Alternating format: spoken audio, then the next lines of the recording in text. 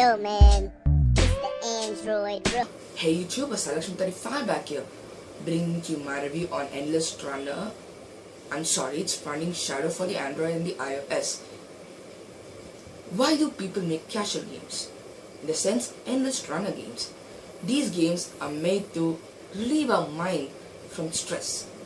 But for hardcore gamers, they aren't satisfied for two reasons. One, it does not have a start point and an end point, and it does not have a story. Well, these problems were solved in Spider-Man Unlimited, but we required some more games. Well, Running Shadow was one of them, and when I first saw it, I thought it was an Assassin's Creed game. Well, it's not. And for first-timers, I start out with my pros, the cons, and finally the conclusion. And with no further ado and not disturbing you guys, let's go on to the review. Let's start out by talking about the pros and cons of the game. Well, for a change, let's combine it. 3D graphics is great for an Endless Runner. I mean, it's great. The graphics change to a side-scrolling view to fit certain points of some stages and had dynamism to replay. Cutscenes weren't as good as I expected because usually all Endless Runner games, maybe not all, but pretty rare games like Spider-Man Unlimited brought in excellent graphics. At least in the cutscenes, even though you will not be able to play like that, the character wasn't so smooth enough, like you saw a few seconds ago. And the jumping was too slow, the attacking is too slow for a game, which I don't like, but yeah. I wish it was a little bit better, but nevertheless, it's running on the same game engine as your great game. And you're taking your beautiful powers as you see back there, and someone is trying to chase you. Okay, a little like Temple Run.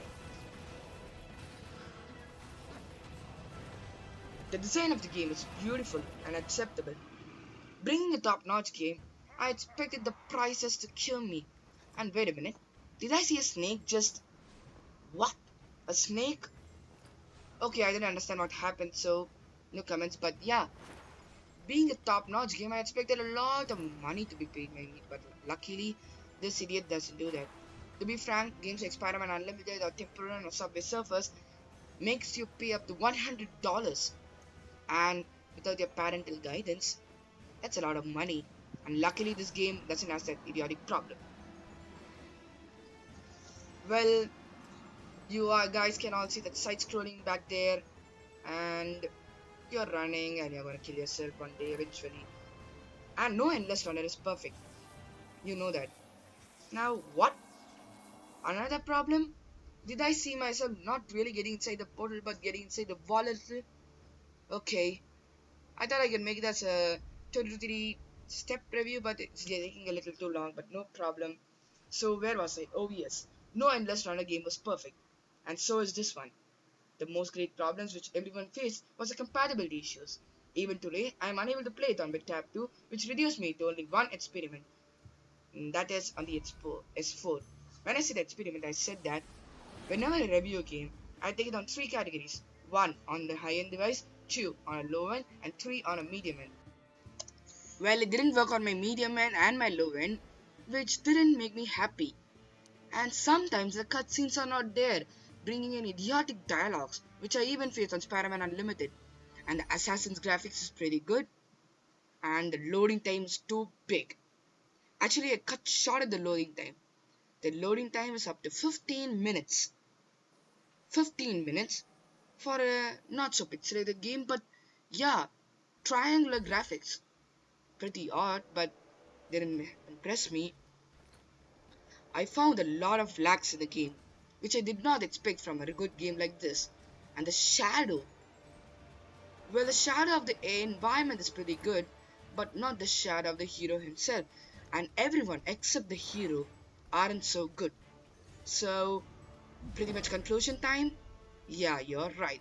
The stunts are pretty good, the gameplay is excellent, the cutscenes aren't bad, but aren't good as well.